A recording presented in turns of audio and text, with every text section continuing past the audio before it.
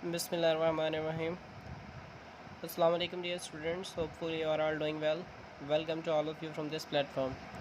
Students आज के इस वीडियो में हम डिस्कस करेंगे कि क्लास 9th के इंग्लिश के पेपर को बोर्ड में किस तरीके से आपने अटैम्प्ट करना है, कौन सी ऐसी ख़ास टेक्निक्स हैं जो कि बोर्ड में आपके लिए मावन साबित हो सकती हैं, वो कौन सी चंद बातें हैं जो कि बोर्ड में आपको मदद दे सकती हैं।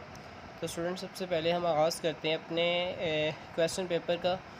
स्टूडेंट सबसे पहले इसमें ऑब्जेक्टिव पोर्शन 19 MCQs पर मुश्तमिल होता है। जो फर्स्ट 5 MCQs हैं ये हमें ग्रामर के पोर्शन से दिए जाते हैं। नेक्स्ट 4 MCQs ये स्पेलिंग्स होते हैं। बेसिकली स्पेल हमने करेक्ट स्पेल को चूज़ करना होता है। इसके बाद जो नेक्स्ट है वो हमारे पास ग्लॉसरी का ऑप्शन है। स्टूडेंट्स ग्लॉसरी में से जो गिवन बुक में ग्लॉसरी है हर चैप्टर के लास्ट पे दी गई है, उसमें से सिनोनिम्स पूछे जाते हैं। वो सिनोनिम्स बेसिकली इस थर्ड पोर्शन ऑफ MCQs में पूछे जाते हैं। हमने इन सिनोनिम्स का करेक्ट आंसर देना होता है। और जो नेक्स्ट वो हमारे पास ग्रामेटिकली कह लें कि पार्ट्स ऑफ स्पीच में से MCQs पूछे जाते हैं जिनका हमने आंसर करना होता है, और ये हमारे पास रिव्यू एक्सरसाइज से दिए जाते हैं। स्टूडेंट्स अब हम देखते हैं कि जो वर्ब है MCQs का पोर्शन 1 वो कहाँ से आता है। स्टूडेंट्स ये हमारे पास ग्रामर एंड कंपोजिशन का पेज नंबर 163 है। इस पे बेसिकली वर्ब दिया गया है। स्टूडेंट्स ये वर्ब आपने इन तमाम वर्ब्स के जो एग्जांपल्स हैं इनको पढ़ना है। इसके बाद इसकी 3 टाइप्स हैं, प्रेजेंट टाइम, पास्ट टाइम और फ्यूचर टाइम। ये हमारे पास प्रेजेंट इंडेफिनिट और प्रेजेंट कंटिन्यूस की मिक्स एक्सरसाइज है। स्टूडेंट्स एक्सरसाइज बहुत इंपॉर्टेंट है। इसमें से 2 MCQs लाजमी बोर्ड में पूछ लिए जाते हैं, तो आपने इस एक्सरसाइज को ध्यान से पढ़ना है। इसके बाद पास्ट परफेक्ट है। स्टूडेंट्स पास्ट परफेक्ट की ये हमारे पास गिवन एक्सरसाइज है। ये हमारे पास पास्ट परफेक्ट कंटिन्यूस और फिर इनकी गिवन एक्सरसाइज है। स्टूडेंट्स मेजर चांसेस होते हैं कि आपको इन्हीं में से 4 MCQs पूछ लिए जाते हैं, तो इसमें से MCQs पूछ लिए जाते हैं।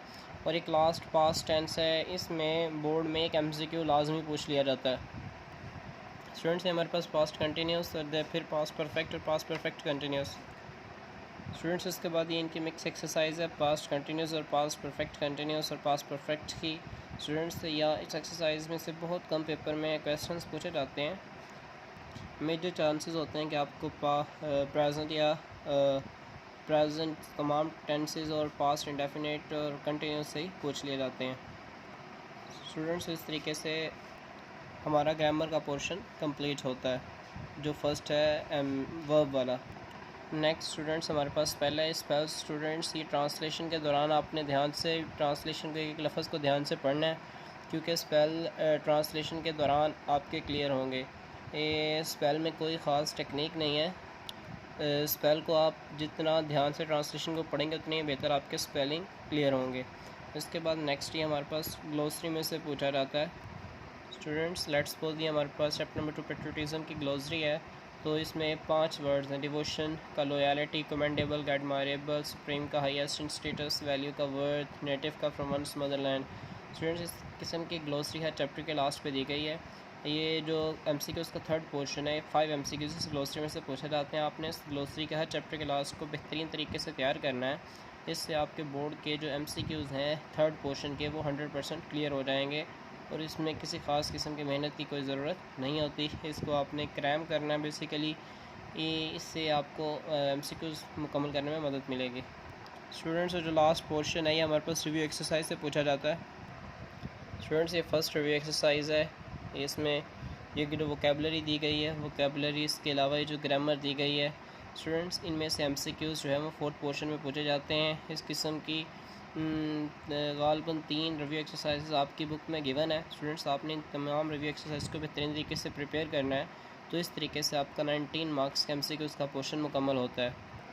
तो स्टूडेंट्स जब आप इन तमाम चीज़ों को बेहतरीन तरीके से तैयार कर लेंगे तो आपका 19 मार्क्स का MCQs का पोर्शन मुकम्मल हो जाता है। और ये आपके लिए बहुत बड़ी अचीवमेंट है कि अगर आप इंग्लिश के पेपर में 19 मार्क्स को 100% अचीव कर लेते हैं, तो इससे आपको नेक्स्ट पेपर सॉल्व करने में बहुत हौसला होगा, सेटिस्फेक्शन होगी कि अब तक हमने 19 मार्क्स गेन कर लिए हैं। स्टूडेंट्स ये हमारे पास सेक्शन नंबर 2, इसमें सबसे पहले तो शॉर्ट क्वेश्चंस हैं। स्टूडेंट्स इसमें से 8 शॉर्ट क्वेश्चंस पेपर में गिवन होते हैं, जिनमें से हमने 5 अटैम्प्ट करने होते हैं। स्टूडेंट्स इसकी तरतीब कुछ इस तरीके से होती है कि जो 5 शॉर्ट क्वेश्चंस हैं वो चैप्टर के लास्ट पे दी गई एक्सरसाइज में से पूछे जाते हैं। जबकि 3 शॉर्ट क्वेश्चंस जो हैं वो चैप्टर के अंदर जो बॉक्सेस में क्वेश्चंस बने होते हैं उनमें से पूछे जाते हैं। स्टूडेंट्स आप देख सकते हैं चैप्टर नंबर 2 पेट्रियोटिज्म, इसके चैप्टर के अंदर ये जो बॉक्सेस बने हुए हैं क्वेश्चंस के, इनमें से हर चैप्टर में ये बने हुए हैं, ये इनको भी आपने तैयार करना है। बेसिकली इसमें से 3 शॉर्ट क्वेश्चंस बोर्ड में पूछे जाते हैं स्टूडेंट्स, तो आपने इनको भी तैयार करना है। इससे आपको एक्स्ट्रा चॉइस करने में मदद मिलेगी, क्योंकि 5 शॉर्ट क्वेश्चन बेसिकली एक्सरसाइज के आपके अटैम्प्ट हो जाते हैं। स्टूडेंट्स इस तरीके से क्वेश्चन आंसर्स में आप 100% मार्क्स गेन कर सकते हैं, इसमें मार्क्स लेने का कोई चांस नहीं होता। इसके बाद अगर हम सेक्शन नंबर 2 देखें स्टूडेंट्स, इसमें हमारे पास 3 ट्रांसलेशन के पैराग्राफ्स आते हैं, जिनमें से हमने 2 अटैम्प्ट करने होते हैं। ये इंग्लिश में आते हैं, इनको हमने उर्दू में करना होता है। स्टूडेंट्स इनकी जो पेयरिंग है वो कुछ इस तरीके से है कि students chapter number first 4 chapters हैं डैफोडिल से ऊपर तक, इन 4 चैप्टर्स में से एक ट्रांसलेशन का पैराग्राफ वो बोर्ड में पूछता है। उसके बाद डैफोडिल्स पोइम है, इसमें से ट्रांसलेशन नहीं आती स्टूडेंट्स। इसके बाद जो नेक्स्ट ये 2 चैप्टर्स हैं 6 और 7, द काइट्स, वीन एंड पाकिस्तान और सुल्तान अहमद मस्जिद। स्टूडेंट ये 2 चैप्टर बहुत इंपॉर्टेंट हैं और बहुत इंपॉर्टेंट हैं, क्योंकि इन 2 चैप्टर्स में से एक ट्रांसलेशन का पैराग्राफ लाजमी आता है। इसके बाद जो चैप्टर नंबर 8 है ये पोइम है, इसमें से भी ट्रांसलेशन नहीं आती। इसके बाद हमारे पास ये लास्ट 4 चैप्टर्स रह जाते हैं स्टूडेंट्स, इनमें से ट्रांसलेशन वो पूछ लेता है एक पैराग्राफ इन 4 चैप्टर्स में से। स्टूडेंट्स चूँकि आजकल स्मार्ट वर्क का दौर है, लिहाजा जो लास्ट चैप्टर्स हैं उनके ट्रांसलेशन क्वाइट डिफ़िकल्ट है और स्टूडेंट्स के लिए प्रॉब्लम्स क्रिएट करती है। लिहाजा जो एक बेटर अपॉर्चुनिटी स्टूडेंट्स के लिए होती है वो ये है कि वो सबसे पहले चैप्टर नंबर 6 और 7 के ट्रांसलेशन प्रिपेयर करें, क्योंकि इनमें से एक पैराग्राफ लाजमी आता है। उसके बाद फर्स्ट 4 की ट्रांसलेशन प्रिपेयर करें, इनमें से एक पैराग्राफ लाजमी आता है और इससे उनके 2 पैराग्राफ्स क्लियर हो जाते हैं और इस तरीके से वो 8 में से 8 नंबर हासिल कर सकते हैं। स्टूडेंट्स इसके बाद यहाँ पे एक होता है rights the paragraphs into simple English. Students अब कई ऐसे स्टूडेंट्स होते हैं जिनको ट्रांसलेशन याद नहीं होती, अब वो क्या करते हैं, बेसिकली ये 100% टेक्निक तो नहीं है, इसमें गलत होने के चांसेस हैं। ये डिपेंड करता है कि आपका एग्जामिनर कैसा है जो आपके पेपर चेक कर रहा है। स्टूडेंट्स अब इसमें कई स्टूडेंट्स क्या करते हैं कि जो पैराग्राफ है इसको सिंपल इंग्लिश में करने के बजाय एज इट इज़ क्वेश्चन जो आंसर शीट है उस पर लिख देते हैं। अब अगर एग्जामिनर आपके पैराग्राफ को पढ़ता है तो स्टूडेंट्स उसके अगर पता चल जाए उसे कि एज इट इज़ लिखा है बच्चे ने, तो वो तब भी 4 में से 2 नंबर दे देता है बच्चे को, क्योंकि इस पैराग्राफ में से सिर्फ 6 से 7 अल्फाज होते हैं जो कि चेंज होने होते हैं, बाकी पैराग्राफ वही रहता है। तो स्टूडेंट्स अगर आपको ट्रांसलेशन नहीं आती तो ये आपके लिए बेटर अपॉर्चुनिटी है कि आप उस पैराग्राफ को सिंपल इंग्लिश में लिख दें। सिंपल इंग्लिश से मुराद जो पैराग्राफ दिया गया है उसमें आप थोड़ी बहुत मॉडिफिकेशंस कर लें, या नहीं भी करनी तो एज इट इज़ उसको लिख दें। इससे कम से कम जहाँ पे आपके 8 में से 0 नंबर लग रहे थे वहाँ पे 8 में से 4 नंबर तक लग जाएंगे। ये उन स्टूडेंट्स के लिए है जो पुअर माइंडेड हैं, जो इनकॉम्पिटेंट स्टूडेंट्स हैं उनके लिए, और जो कॉम्पिटेंट स्टूडेंट्स हैं उनके लिए बेस्ट ऑप्शन यही है कि वो ट्रांसलेशन को प्रिपेयर करें बेहतरीन तरीके से। स्टूडेंट्स इसके बाद जो 9th क्लास में सबसे आसान बात है वो समरी है, समरी ऑफ द पोइम। इसके साथ एक पैराफ्रेज दिया जाता है और उसको कहा जाता है कि इसका रेफरेंस टू कॉन्टेक्स्ट लिखें। स्टूडेंट्स ये तो कह लें कि बोर्ड की तरफ से एज अ फॉर्मेलिटी के तौर पे आता है, ये अब तो ख़त्म हो गया है। पूरे पंजाब बोर्ड्स में समरी ही चलती है।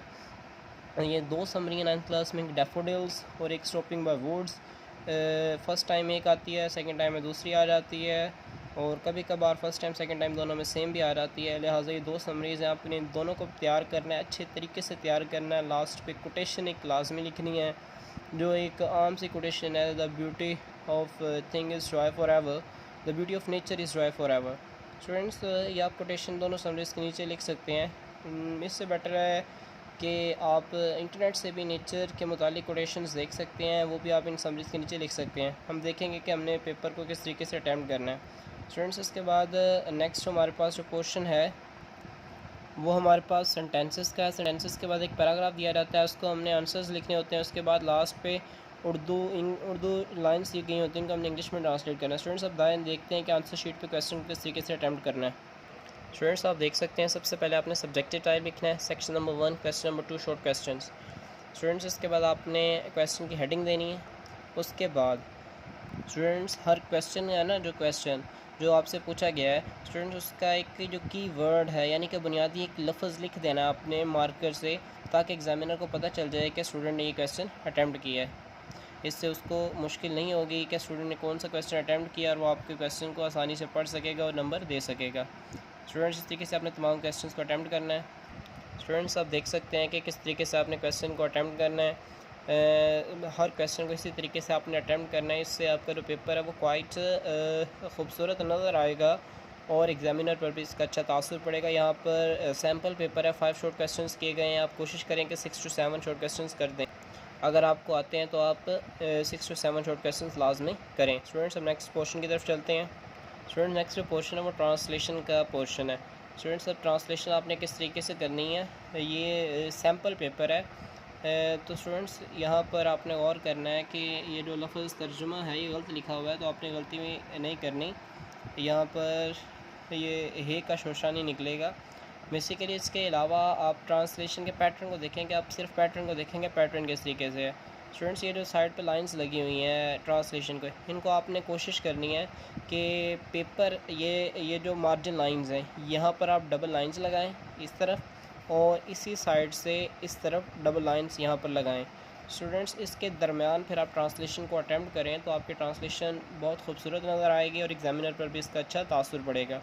इसी तरह से आपने निचले ट्रांसलेशन को करना है। स्टूडेंट्स, अगर आप ब्रिलियंट स्टूडेंट हैं, एफिशिएंट और कॉम्पिटेंट स्टूडेंट हैं और आपको तीनों ट्रांसलेशन के पैराग्राफ आते हैं तो वेल एंड गुड, आप तीनों ट्रांसलेशन के पैराग्राफ अटैम्प्ट कर दें, नो प्रॉब्लम। एग्ज़ामिनर को जिसमें से ज़्यादा मार्क्स आते होंगे वो पैराग्राफ को मार्क कर देगा। ओके स्टूडेंट, यहाँ पर जो समरी दी गई है ये बेसिकली एक एक्स्ट्रा ऑर्डिनरी स्टूडेंट की समरी है। ये बेसिकली समरी में इसने पॉइंट का सबसे पहले तो इंट्रोडक्शन बताया हुआ है। स्टूडेंट, बेसिकली एक आइडियल समरी है। आप इस तरीके से ना करें, आप पॉइंट का जो इंट्रोडक्शन है वो ना करें, सिर्फ पॉइंट का नाम लिख दें। इसके बाद nature always wear the colours of the spirit, एक कोटेशन है। आप इसको समरी में अपनी मर्ज़ी से जहाँ कहीं इस्तेमाल करना चाहें इस्तेमाल कर सकते हैं। समरी की जो लेंथ है वो 1 to 1.5 पेज होनी चाहिए। ओके स्टूडेंट, यहाँ पर 2 कोटेशन और यूज़ की गई हैं। आपको जो कोटेशन पसंद आए, 3 कोटेशन में से उस एक कोटेशन को चूज़ कर लें, याद कर लें, और चाहे डैफोडिल्स आ जाए या स्टॉपिंग बाय वुड्स आ जाए, आप दोनों समरीज़ में कोटेशंस इस्तेमाल कर सकते हैं, क्योंकि बेसिकली दोनों ही नेचर की ब्यूटी को मार्क करती हैं, नेचर की ब्यूटी को एक्सप्लेन करती हैं।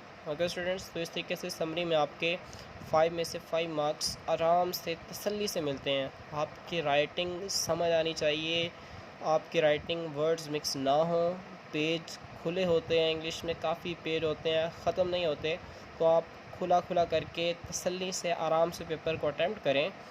ओके स्टूडेंट्स, नेक्स्ट जो पोर्शन है वो हमारे पास मेक सेंटेंसेस का पोर्शन है। स्टूडेंट्स, यहाँ पर हमारे पास 8 सेंटेंसेस दिए जाते हैं, जिनमें से 5 हमने अटैम्प्ट करने होते हैं। स्टूडेंट, अब कई स्टूडेंट्स जो एक्स्ट्रा ऑर्डिनरी और कॉम्पिटेंट स्टूडेंट्स हैं वो उनको सारे सेंटेंसेस आते हैं, तो वो इन सबको अटैम्प्ट कर देते हैं।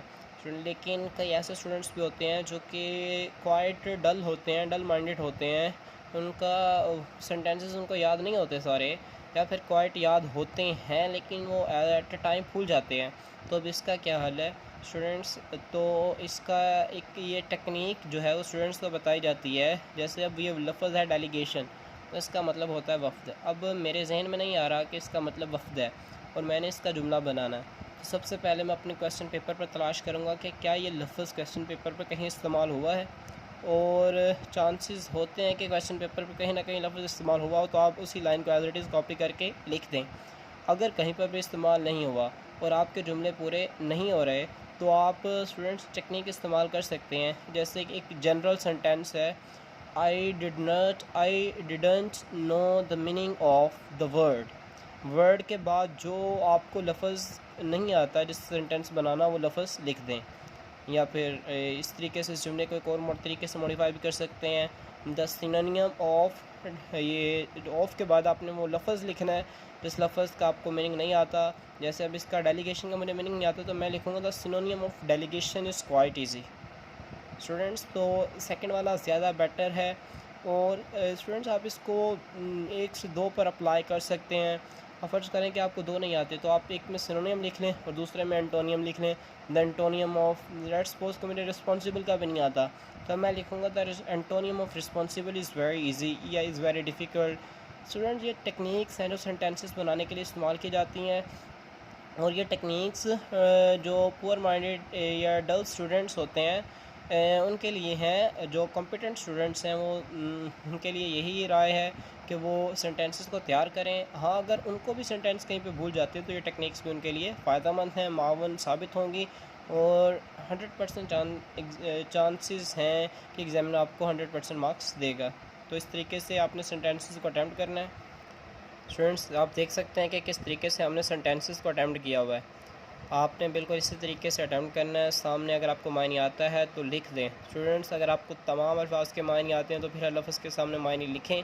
अगर आपको एक चार अल्फाज के मायने आते हैं, एक का नहीं आता, तो बेटर ये है कि आप किसी का भी मायने ना लिखें। ओके, तो नेक्स्ट क्वेश्चन की तरफ चलते हैं। स्टूडेंट्स, ये हमारे पास क्वेश्चन नंबर 6 लेटर है। ये लेटर बेसिकली ये बहुत अहमियत का हामिल होता है। इसमें 3 चॉइसेस होती हैं, लेटर होता है, स्टोरी होती है, डायलॉग होता है। बेसिकली ट्रेंड चला हुआ है, वो लेटर ही ज़्यादातर अटैम्प्ट करते हैं। स्टूडेंट्स, अब आपने ध्यान रखना है जिन बातों का, वो ये हैं। सबसे पहले जब आपने एग्ज़ामिनेशन हॉल लिखना है तो आपने इस तरीके से लिखना है, यहाँ पर एक दो वर्ड्स की स्पेस छोड़ देनी है। Okay, examination hall. इसके बाद आपने कोमा डालना है। सिटी, सिटी के बाद सिटी ABC, ए के बाद भी डॉट, बी के बाद भी डॉट और सी के बाद भी डॉट। ओके, फिर मार्च 17, 2020, इसी तरीके से आपने डेट लिखनी है। कोई भी इसके अलावा सेकंड ऑप्शन होगा डेट लिखने का। 17 को पहले लिख लें, मार्च को 17 के बाद लिख लें, 17 मार्च 2020। स्टूडेंट्स गलत हो जाएगी ये डेट, बिल्कुल आपने इसी तरीके से डेट लिखनी है। इसके बाद डियर मदर। स्टूडेंट्स, अब अक्सर स्टूडेंट्स गलती क्या करते हैं कि डियर का डी तो कैपिटल लिख देते हैं, लेकिन मदर का एम है जो उसको स्मॉल कर देते हैं। ये हरगिज़ गलत बात है। एग्ज़ामिनर इस बात के मार्क्स डिडक्ट करता है, तो आपने इस गलती नहीं करनी। स्टूडेंट्स, अगर आप ये चीज़ सही लिख देते हैं और लास्ट पे एक वर्ड होता है योर्स अफेक्शनेटली, बेसिकली लिखा हुआ है अफेक्शनेटली, आप तमाम के साथ इस्तेमाल कर सकते हैं। लेकिन चूँकि हर रिलेशन, यहाँ पर हम रिलेशन लिखना होता है, इसका 1 नंबर ऊपर 3 नंबर होते हैं।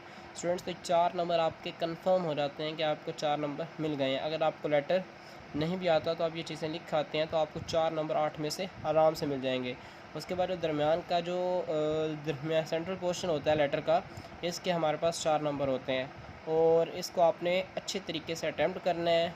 कोशिश को अपने सेल्फ राइटिंग नहीं करनी, बल्कि जिस की बुक से आप तैयार कर रहे हैं उस की बुक की वर्डिंग को ही फॉलो करना है। स्टूडेंट्स, तो इस तरीके से आपका लेटर भी अटैम्प्ट हो जाएगा, और इसमें से भी 8 में से 8 नंबर मिलते हैं अगर आपका ये डाटा ऊपर और नीचे वाला सही है। आपने नाम हरगिज़ नहीं लिखना, योर अफेक्शनेटली के बाद XYZ लिखना है, क्योंकि बोर्ड का पेपर आपको ये अलाउ नहीं करता कि आप बोर्ड में कहीं पर भी अपनी शनाख्त या अपने इदारे की शनाख्त शो करें। ओके स्टूडेंट्स, इसके बाद कॉम्प्रीहेंशन पैराग्राफ है।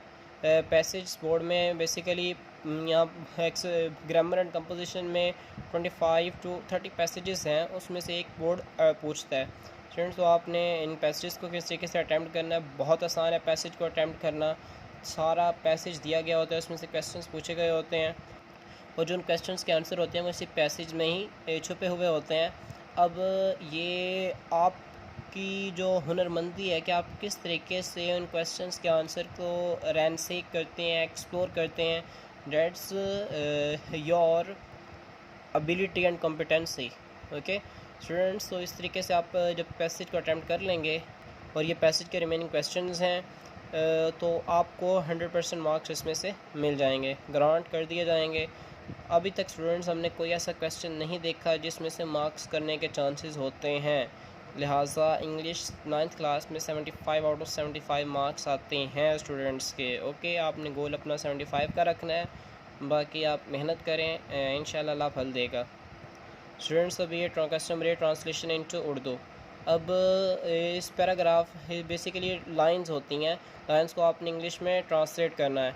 ये स्टूडेंट्स ये आपकी टेंसेस पर डिपेंड करता है, आपकी कितनी वोकेबुलरी है इस पर डिपेंड करता है, आपने ग्रामर कंपोजिशन को कितनी थारोली पढ़ा है, उसको रीड किया है, याद किया है, इस बात पे डिपेंड करता है स्टूडेंट्स। तो इसको आपने ग्रामर को आपने तैयार करना है, अच्छे तरीके से तैयार करना है। इंशाल्लाह अपकमिंग वीडियोस में हम एक वीडियो इन टेंसेस पर भी बनाएंगे जिसमें आपको तमाम टेंसेस सिखाए जाएंगे और बहुत ही उम्दा तरीके से आप आसानी से तसल्ली से सीख जाएंगे उनको। ओके, तो फ़िलहाल आप इन टेंसेस को ग्रामर एंड कंपोजिशन से याद करें। ओके स्टूडेंट्स, अब ग्रामर एंड कंपोजिशन में एक अंदाजे के मुताबिक 3000 to 4000 जो सेंटेंसेस हैं वो गिवन है उर्दू में, जिनको आपने इंग्लिश में ट्रांसलेट करना है। स्टूडेंट्स ये आपकी वोकेबुलरी को बहुत हद तक इन्हांस कर देते हैं, आपकी वोकेबुलरी को चार चांद लगा देते हैं। अगर आप इन टेंसेस को कर लेते हैं तो वेल एंड गुड है।